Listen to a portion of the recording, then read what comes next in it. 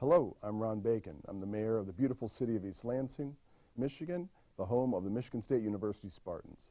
East Lansing is a place that has always been a proving ground for many hard-fought advances in civil rights and human rights, making us the home of many firsts in the overall expansion of human dignity for all people. East Lansing is a community that is committed to being anti-racist, diverse, inclusive, and progressive. We work together every day to manifest our ideals and principles in a way that improve and enrich the lives of our residents and all those who visit our wonderful city. I am a personal beneficiary of this rich civil rights lineage as the first black mayor to be seated in East Lansing. I stand on the shoulders of many giants. I am also an extension of the legacy of all the great local and national icons who made our collective progress possible and saved the soul of our nation. Without further delay, I'd like to welcome you and thank you for tuning in to the 37th Annual Day of Celebration. Dr. Martin Luther King Jr. Commission of Mid-Michigan will be celebrating the 65th anniversary of the Little Rock Nine as they have a conversation with our Lieutenant Governor, Garland Gilchrist. I hope you enjoy this walk through our collective living history. Hi, I'm Lansing Mayor Andy Shore. I'm proud to join with my friend, East Lansing Mayor Ron Bacon, in welcoming you today and to say thank you for joining us for the 37th Annual Dr. Martin Luther King Jr. celebration. I love attending this event every year, but once again, due to the pandemic and the need to stay safe, the Dr. Martin Luther King Jr. Commission of Mid-Michigan has put together a wonderful virtual program that captures the importance and emotion of the day. You can always feel the power and passion in the room for this event, and I look forward to gathering with you all again when we're able to do so safely. I hope you all enjoy today's program, and I'd like to wish everyone a happy and safe new year.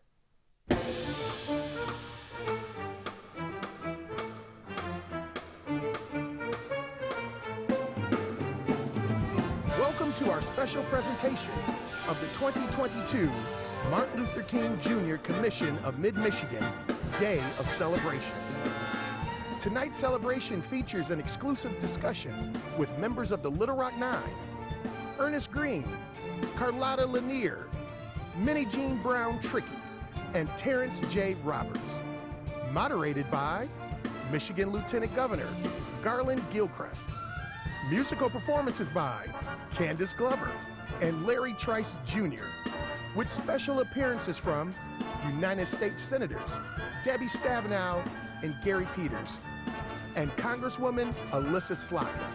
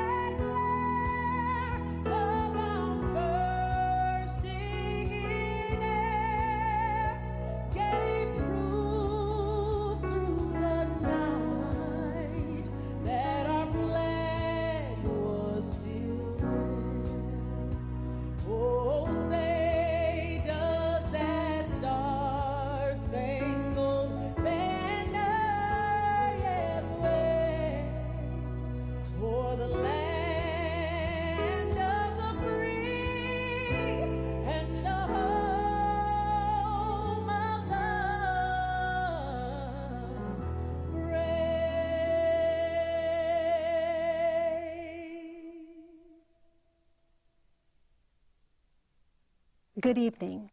I'm Elaine Hardy, chairperson of the Dr. Martin Luther King Jr. Commission of Mid-Michigan. I'm here with my dear friend, Mark McDaniel, President and CEO of CENER, who will be your host for tonight's show.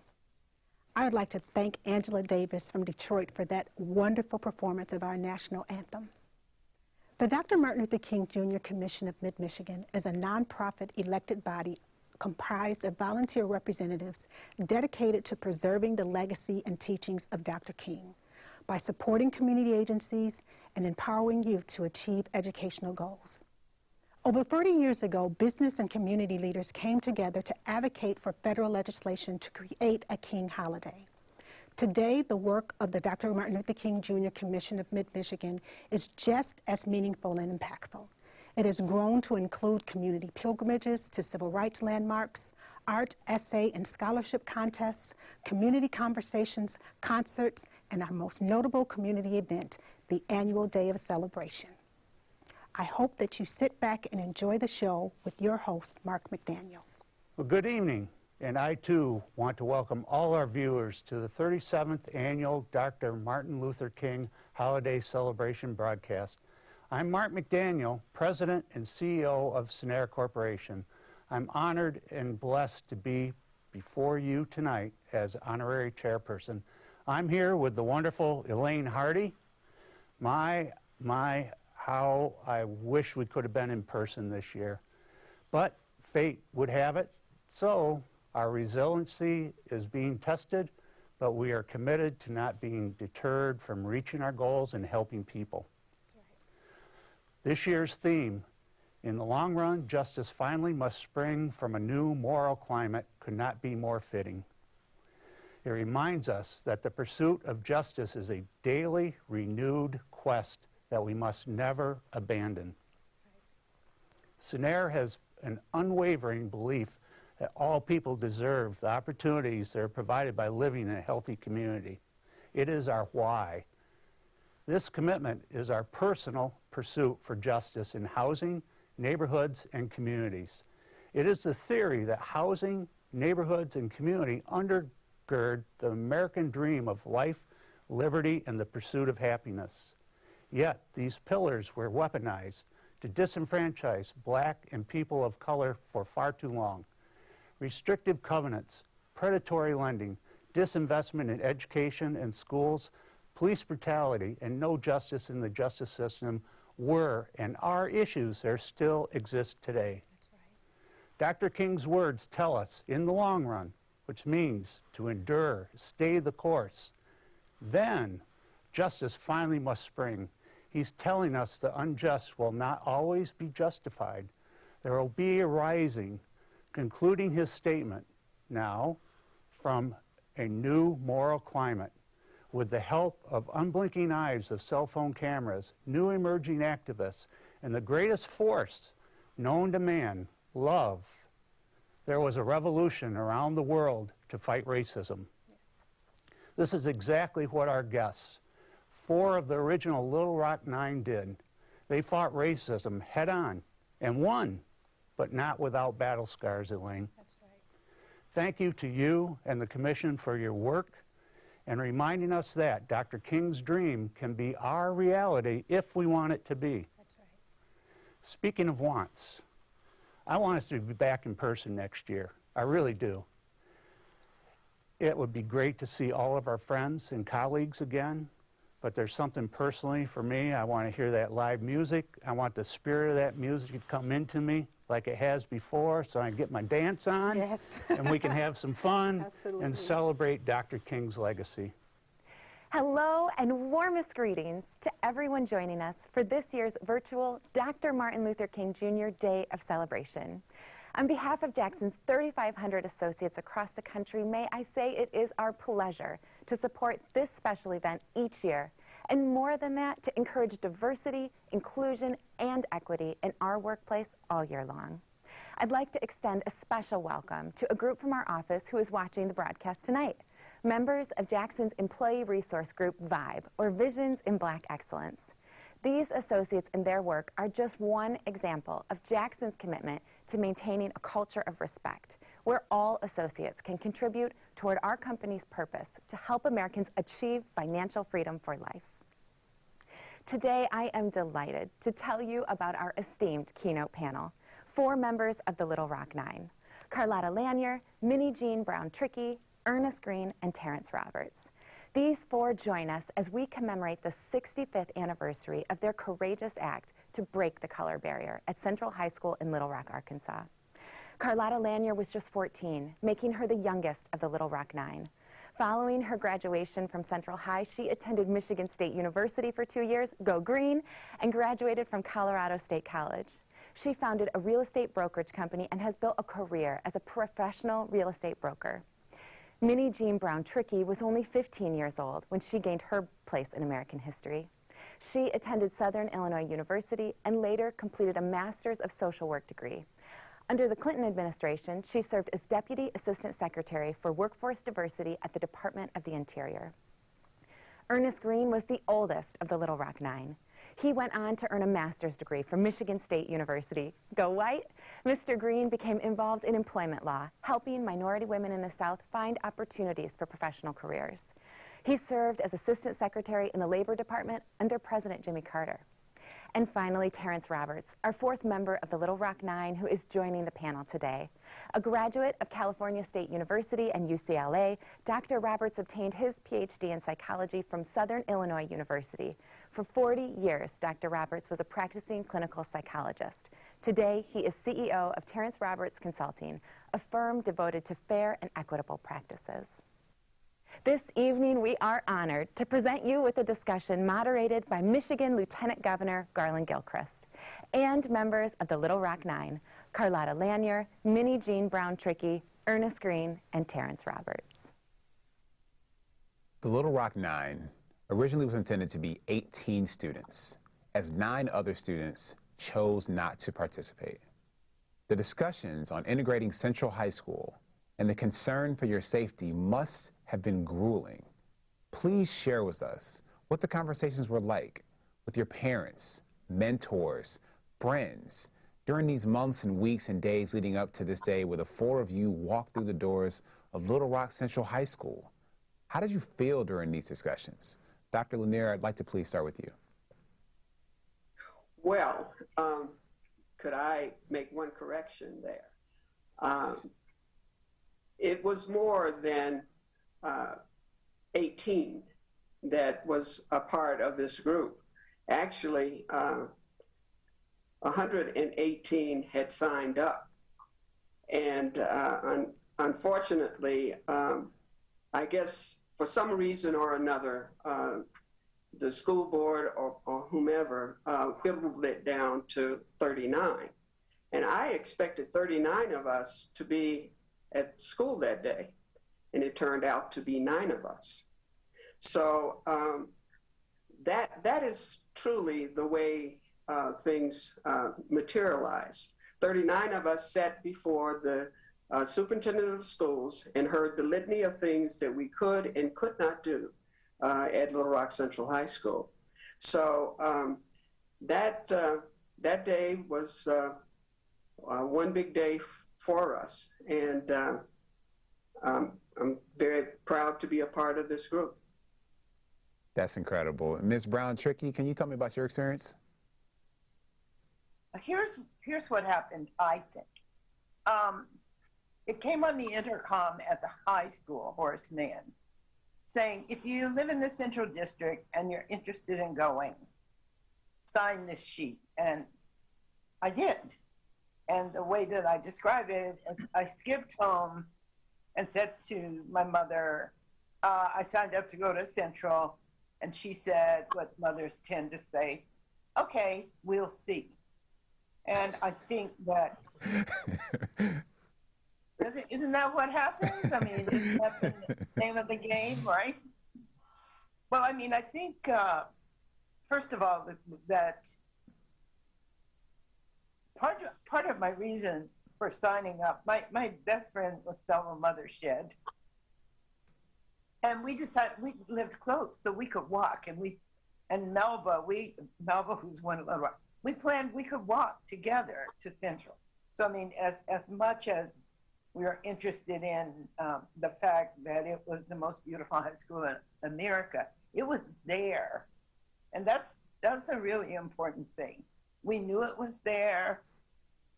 We used the field house and the stadium on the weekends. And I actually, over time, I started to think, you know, I actually felt some relationship to Central as it belonged to me as well. And it was such a fixture that it just seemed logical to say, I want to go there. And the other part I think I want to say is part of being an United States person is to live in the Jim Crow South, but be told all the time that you live in the best place in the world. So to anticipate that hate was impossible. Couldn't possibly have known.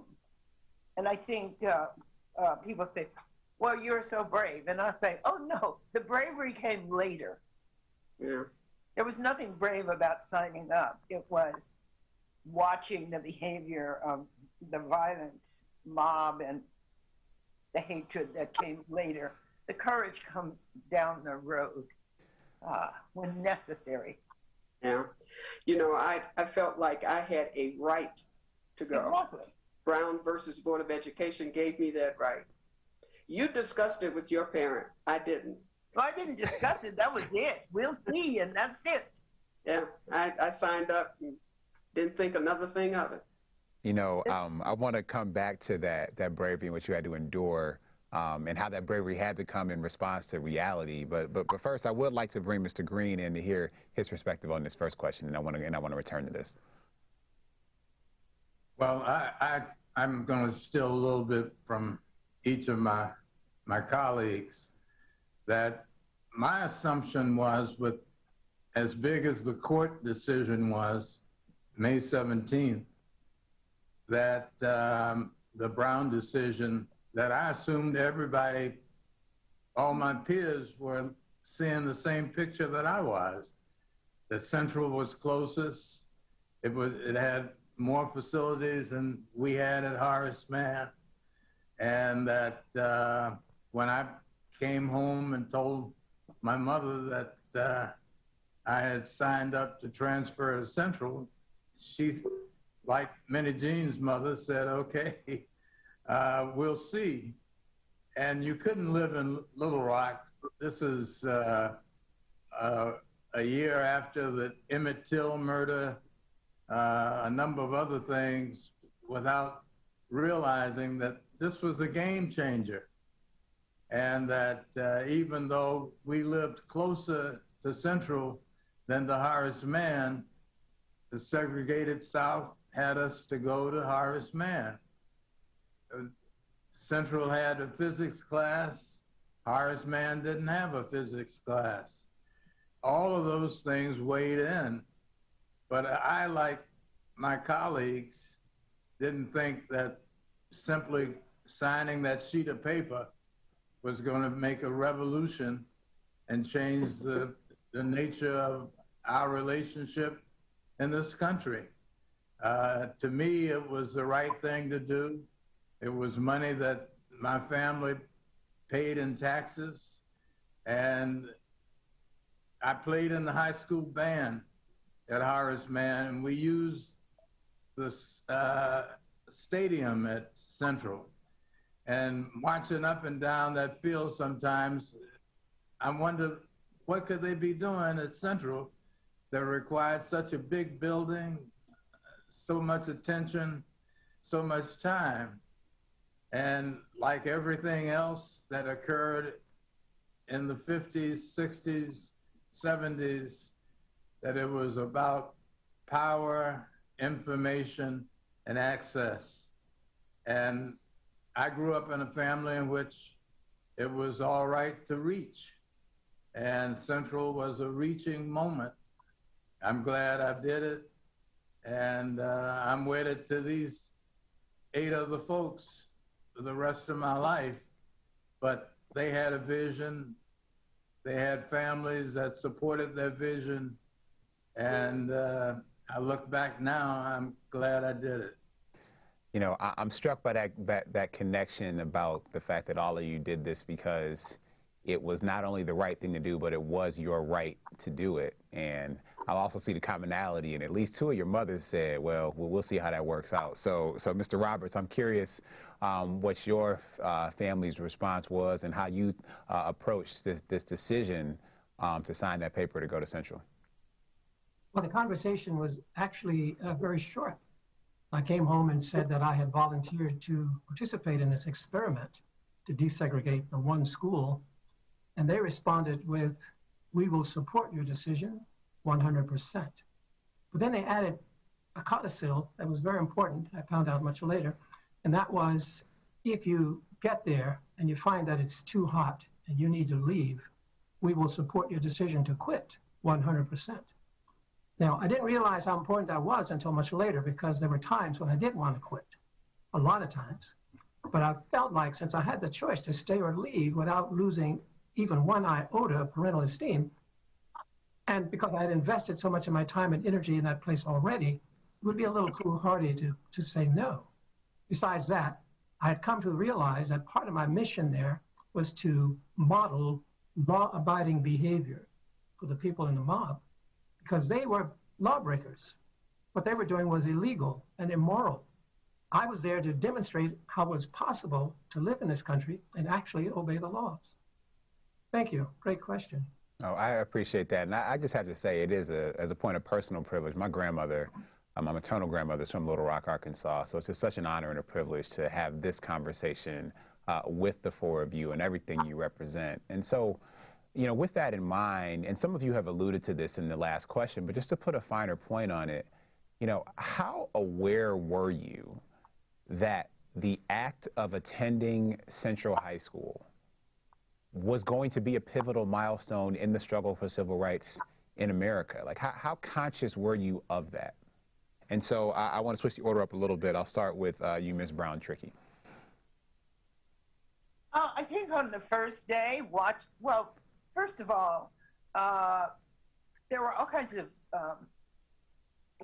signboards, they call them, impeach Earl Warren, and there were rallies being fomented in Little Rock by the various Southern governors.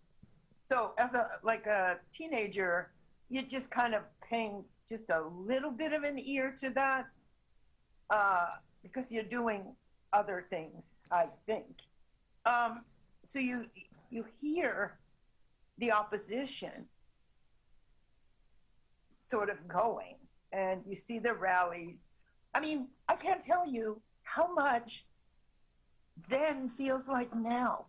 I feel like I'm in a process of deja vu, because it's exactly the same kind of thing, the same kind of feeling, the same kinds of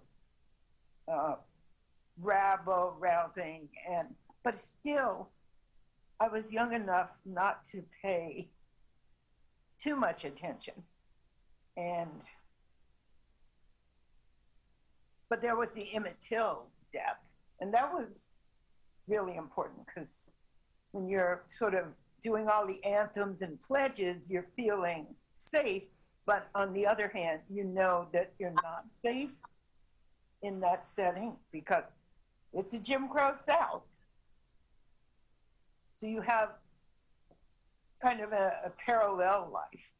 There are a lot of people who feel parallels to what you all experienced, and there are a lot of young people who feel that today and have felt that, especially over the last couple of years. And so that's why I think it's important to hear your perspective of how you felt as a young person having this experience. So Mr. Roberts, if I can come to you and ask you, you know, how aware were you? You talked about the experience you had and the conversation with your family, but, you know, were you aware of the pivotal nature of this moment in the history of civil rights in America? Well, I must admit, I wasn't aware of the pivotal nature of it. Still not convinced that's quite true. But what I was aware of from my own study and reading about Black people in this country for centuries had pressed against the opposition, had fought for the status of citizen, if you will. So I knew that what we were doing was going to result with a lot of opposition. What really frightened me, really, was not the opposition, but the intensity of the opposition. These folk were murderous. They truly wanted to kill us. I think given the opportunity, they might have, but there were several things that stopped them, one being the advent of television. So these images were beamed all over the world. It would be very difficult to exonerate yourself if you chose to act on those feelings.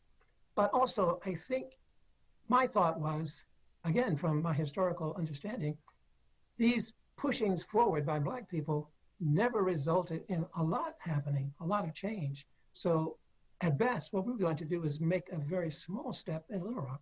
And I was more than happy to participate at that level. Sure, this was certainly a tile on that mosaic. I would argue that it was a pretty important tile. And so Dr. Lanier, how conscious were you of that and just sort of what this meant for history, frankly, in our country? Well, I too, I felt that it was, I was taking another step in being supportive of a person like Rosa Parks. That inspired me, okay, by the fact that she refused to give up her seat. Emmett Till was very prominent in my mind as well. However, I really believe that the law of the land was supposed to protect us, okay? I felt that Brown versus Board of Education had given us this opportunity to go to my neighborhood high school. And that was one of the biggest reasons that I signed up, because I had that right. And as stated before, I know my father made the comment months later that no one separated the dollars, the tax dollars, and I had that right to be there. So it was not until, to be honest with you, I thought after a week or two of that mob mentality that the citizens of Little Rock would simmer down, in a sense, and they would accept the fact that the law said we had a right to be there. Unfortunately, it didn't work out that way. And it then became just a job for me every morning to get up and exercise my right to have have the access to the best education available to me there in Little Rock, Arkansas. Thank you for that so much. So, Mr. Greene, will you please weigh in on this question? Well, I would weigh in on it this way. One is that our parents, guardians, our families really deserve a lot of the medal, the accolades that we get. And they knew the downside. They knew that, you know, this could get a lot worse. We were teenagers. Teenagers are supposed to be thoughtless in terms of issues of danger. But I think when I went home after the first day, I said to myself that there's no reason not to continue this, because if I quit now, this is going to have a negative impact on changes that I wanted to see for myself and for my generation. I think we paid a lot of attention to what was going on around us. It turns out that we paid more attention to what was going on around us, more so than did our peers. I thought that everybody who was Black and a teenager in Little Rock would be aware that school changes would be a plus for us. Evidently, that was not the case. But I do think that our parents, our guardians, our grandmothers, our grandfathers, our relatives who knew that life could be a lot worse, that Emmett Till wasn't fiction, that was reality. And that there was a crowd at Central that saw that, as Terence and Kalata have indicated, would want to see us harmed. But for the grace of God and lots of people supporting us, we were able to turn around and tell you that we went to school with the 101st Airborne. that Louis Armstrong made a campaign out of being able to treat the Little Rock Nine with dignity. All of that we can look back on, but when you're in the midst of that storm, all you want to do is go forward and be able to improve on what you did the day before. Hopefully it's better than the day after. This has been over 80 years in the making.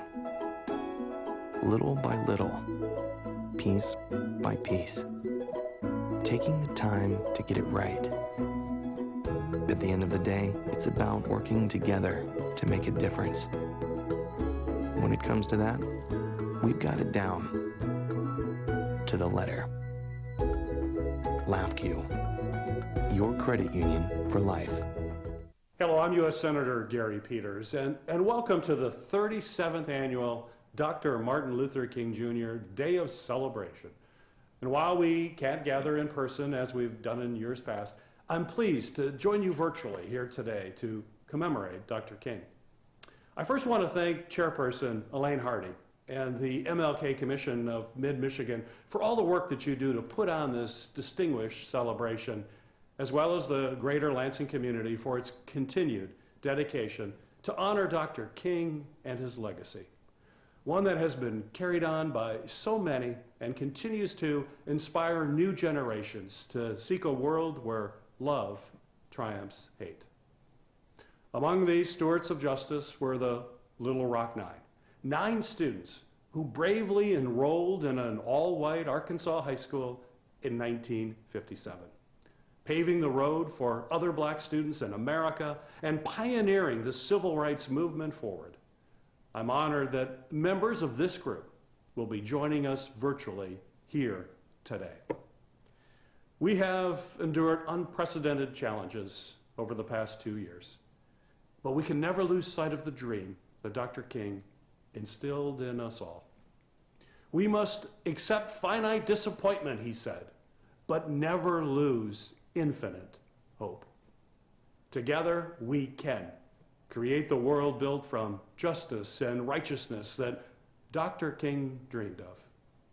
We cannot let setbacks and challenges derail us from making Dr. King's dream a reality for families all across Michigan and our country. And we cannot allow the very bedrock of our democracy, the right to vote, to erode before our eyes. We must safeguard our democracy against efforts that are seeking to undermine access to the ballot box. When Dr. King shouted from the steps of the Lincoln Memorial, "Give us the ballot," he knew how the power of voting could make meaningful, positive change. And that's why passing voting rights legislation into law, including the Freedom to Vote Act and the John Lewis Voting Rights Advancement Act, is absolutely vital for protecting every American's right to make their voices heard. Thank you again for all that you do, and enjoy the event.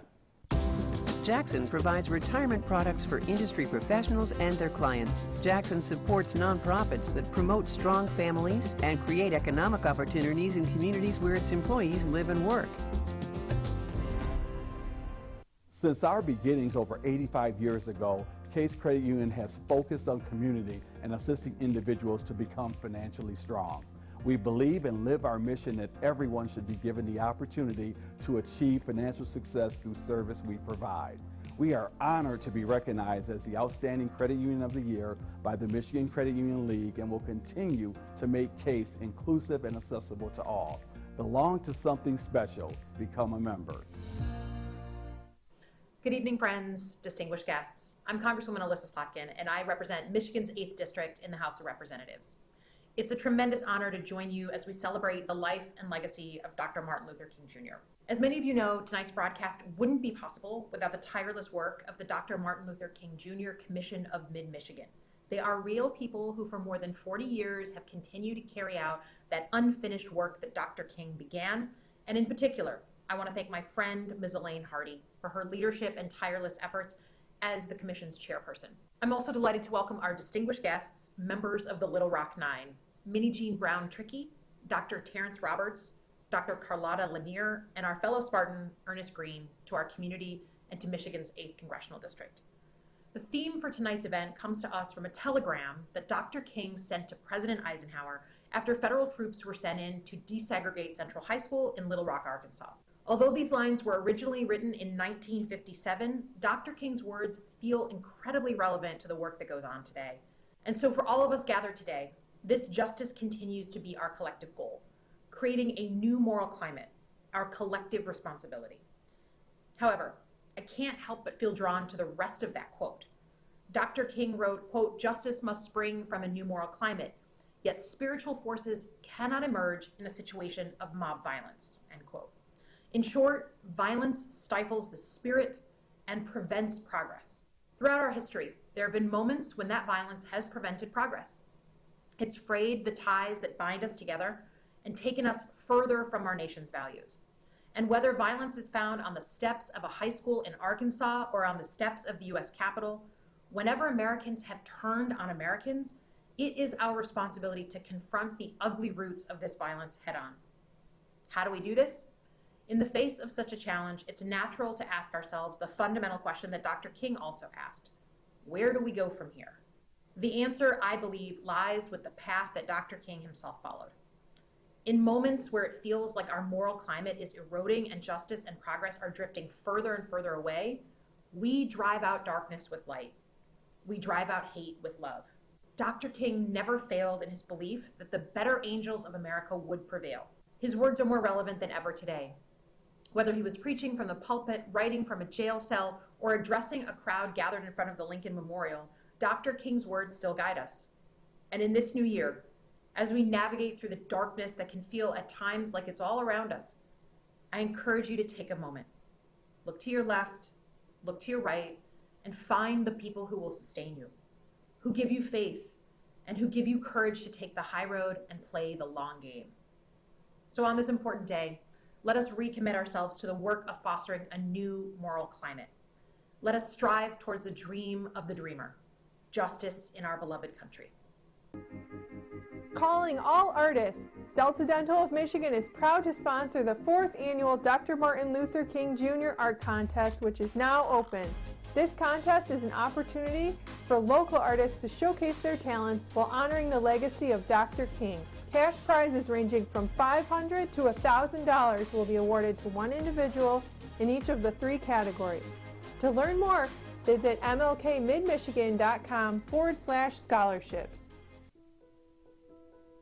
Lake Trust Credit Union is honored to support the Dr. Martin Luther King Jr. Commission of Mid-Michigan for the 3rd consecutive year.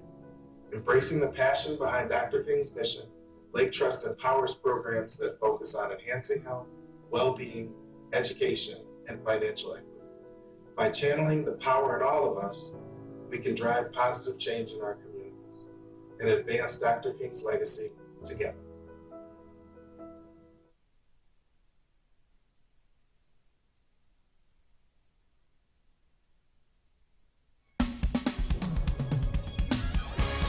Help me celebrate the legacy of Dr. Martin Luther King and all of the other civil rights leaders who have gone before and still carry the torch today. We're going to not be silent on the things that matter. 2022, we're going to live new. Listen. I looked in my past and what did I see? It wasn't holding me, trying to hold on to me. Yeah. But then I realized I was not the same, what I used to be, and no longer be. A transformation has come over me. Good God, something's breaking forth in me. And it's a new song and a new dance, and God did it. It's a new way and a new plan, and I'm with it. Hey. Everything about me is new. Oh yeah.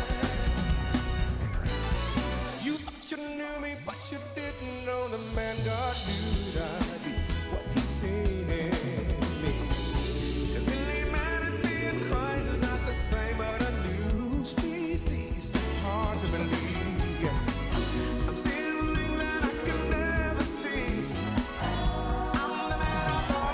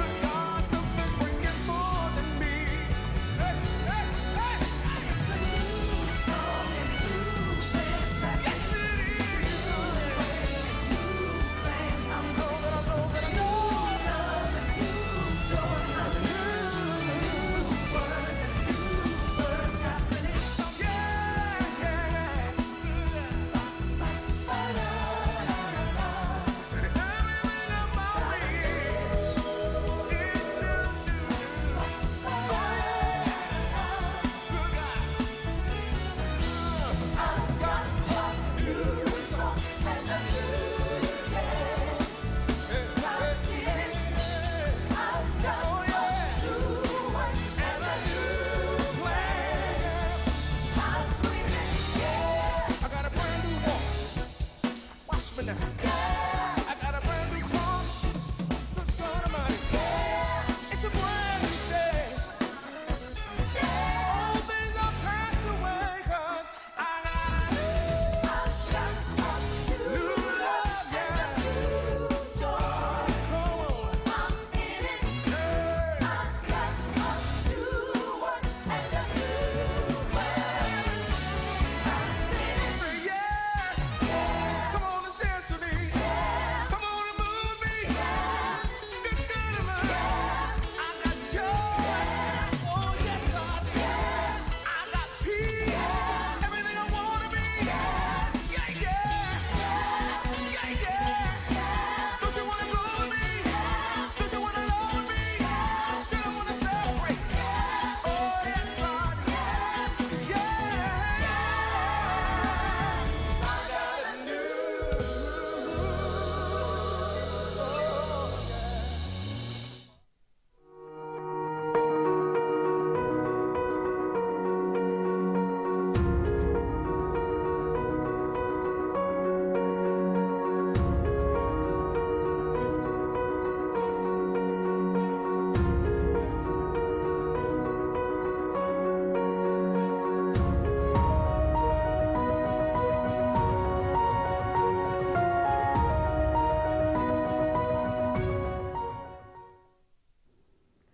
It's really an honor to join with you once again to celebrate the life and the legacy of Dr. Martin Luther King Jr. And thank you so much to Elaine Hardy and the MLK Commission for hosting this important community event that has year after year been the largest MLK luncheon celebration in Michigan. As we know, the past 2 years have been extremely difficult. So many people have been worried about their health, their jobs, keeping their families safe. Worries like these were extremely familiar to Dr. King and other leaders of the civil rights movement. Yet these heroes pressed on. They put their own lives and livelihoods on the line in order to create a new moral climate in which justice could take root. Of course, we know that justice can't grow on its own. It requires careful tending. It requires all of us to stand up for safe schools and jobs that support families, and access to health care and housing, equality under the law, and the freedom to vote, which is under attack in Michigan and across the country at this very moment. As we begin this new year, I'm reflecting on the life of Dr. King and his dedication to justice. And I have no doubt he would be leading the effort at this moment in our country to protect our democracy and our freedom to vote. This is the moment for us to join together to do the same. We must rededicate ourselves to doing all we can to create the new moral climate that Dr. King envisioned. Thank you so much for being part of this important event, and thanks for all you do to ensure justice for everyone. At Consumers Energy, we believe change is imagining. Change is big, small, clean. Him, them, us. You. Together, we can bring clean energy to Michigan and protect the environment for generations to come. Learn about your clean energy choices and how you can become a force of change. consumersenergy.com/change. We hope you have enjoyed the program with the Little Rock Nine and Lieutenant Governor Garland Gilchrist. Please enjoy our last segment of this insightful conversation.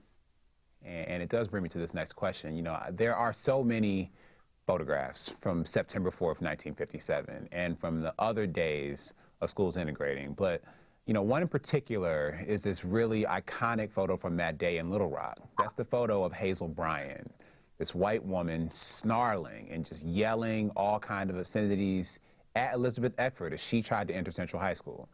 Miss Eckford's face remained stoic. that describes how many of you faced up to that kind of racism and hatred. And so I am interested to know how you were able to remain so steadfast and determined to enter school when the crowd was hurling insults and spitting at you with the Arkansas National Guard, with the guns and rifles in their arms, people blocking your path. You know, you felt that the first day, you experienced it the first day, and then you kept experiencing it. But how or what led you to press on? And Mr. Greene, you alluded to this a little bit, so I'd like you to please elaborate on that some more. Well, I think what allowed us to press on was that we believed we were in the right. I think Carlotta said about her dad and taxes that they paid in Little Rock for education. We saw, at least I did out of my family, saw education and schools as a positive stepping stone. When it got to the point that the governor of Arkansas called out his National Guard, there were no people of color in the National Guard in Little Rock in 1957. However, when it turned around that Eisenhower nationalized the Arkansas National Guard and took that power away, it was an opportunity to show that Black people could stand up. You didn't have to take it sitting down. You didn't have to have Jim Crow mistreatment, being lackeys and not trying to fight for the future. And we were on the future. We had people behind us, whether it was at the church I went to, other institutions that my colleagues had. They kept telling us we were on the right. And I, every now and then, heard from somebody in my neighborhood who thought we ought to go back to Central, to Horace Mann, and quiet the atmosphere. But I didn't see how we were going to have change for African Americans if we didn't stand up and demand that change is coming. And that was the role that Dr. King played. And which side of history did you want to be on? Do you want to be with Orville Faubus or with Martin Luther King? So my house, we won hands down with Dr. King. I appreciate that, sir. Dr. Lanier, where did you draw your resolve to continue on? Back to the foundation of knowing that I was right was one thing. The other thing was that I was brought up to believe that education was the key to success.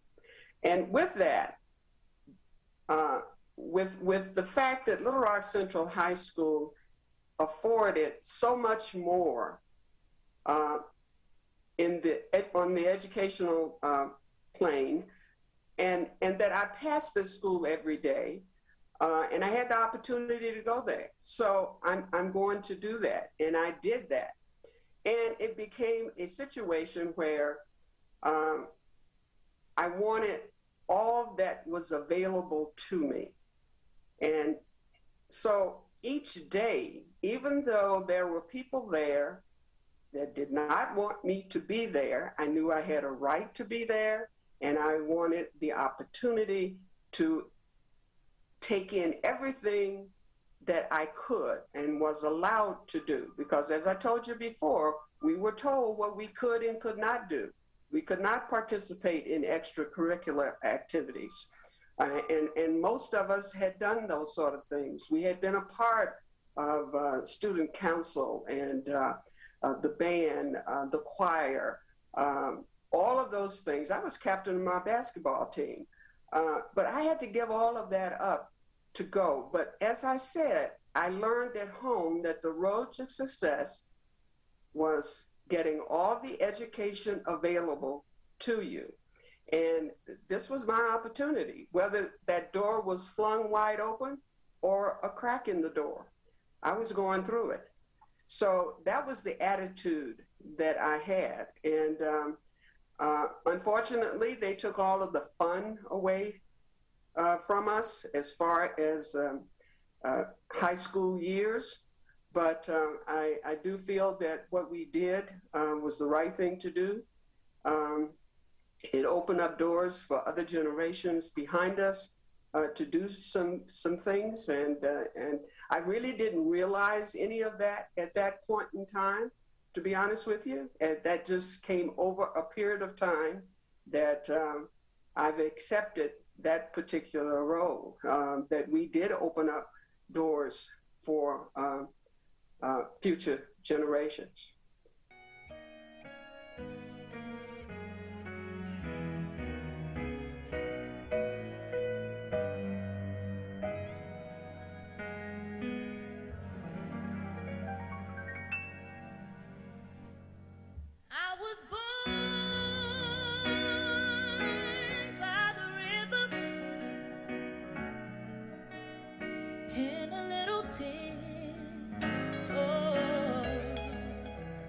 And just like the river, I've been running ever since. It's been a long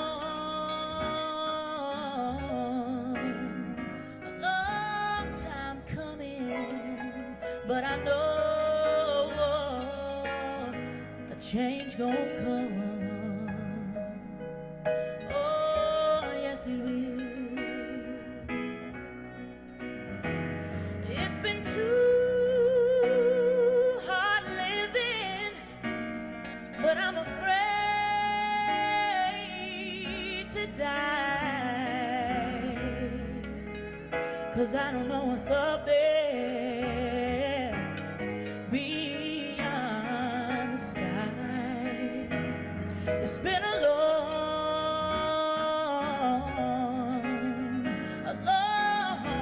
time coming, but I know a change gon' come. Oh, yes it is.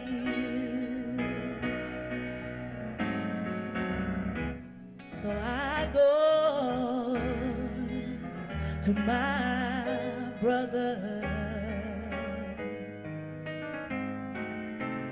I said, brother,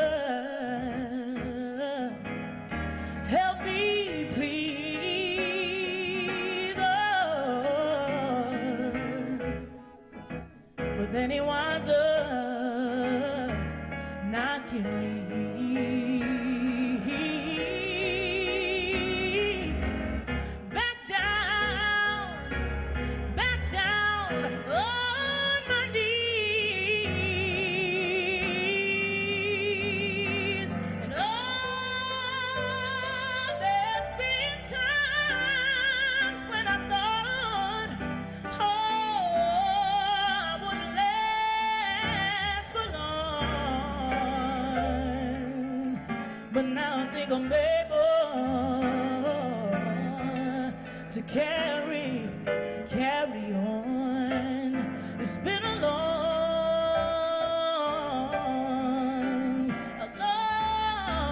time coming, but I know a change gon' come. Oh, yes it will. Elaine, oh my gosh, what an amazing conversation with Yes. Little Rock 9 tonight. Yes. The music, unbelievable. This whole night has just been wonderful, absolutely perfect. Absolutely. Absolutely perfect. We know with God's grace and blessings, we'll be gathering together in January of 2023 Yes. in person. I hope so. We will. I'm looking forward to the live celebration of our national holiday in memory of Dr. Martin Luther King Jr.'s work that transcended so many barriers and continues to challenge us to fight for justice, equality, inclusion, and equity. I also want to take this time to thank all of our sponsors and to thank this community for always supporting the Dr. Martin Luther King Jr. Commission. Remember, we hosted the largest luncheon event in the country before this pandemic. What we're hoping to do now is be able to record record numbers from our broadcast tonight. I also want to take a moment to thank the Dr. Martin Luther King Jr. commissioners, 20 of the most amazing individuals in our region who have dedicated their lives to preserving the legacy of Dr. Martin Luther King Jr. Before we conclude tonight's broadcast, I want to leave you with the work that the Commission will be concentrating on this year, and that is ensuring every American's right to vote. We believe that access to the ballot undergirds our democracy, and it should not be denied to any American citizen. And so we are asking you to join us in our fight and advocacy to make certain that every American that can vote has access to the ballot. Now, if you would like to learn more about the MLK Commission and our work, you can visit us on our website at mlkmidmichigan.com or follow us on social media. And I am looking forward to seeing you in 2023. God bless you and have a good night.